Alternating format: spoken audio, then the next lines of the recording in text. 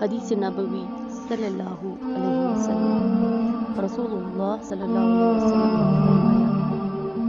روزہ دوزخ سے بچنے کے لیے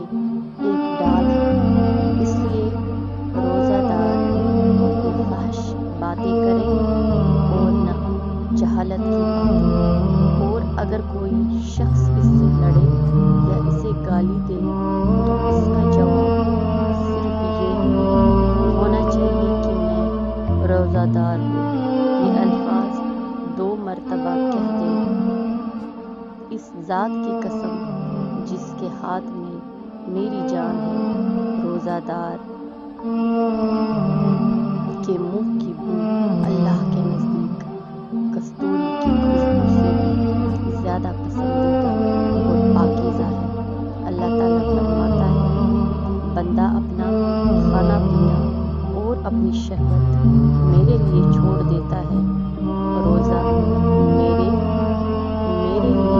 اور میں ہی اس کا بدلہ دوں گا، اور دوسری نیکیوں کا ثواب بھی اصل نیکی کے 10 گنا ہوتا ہے۔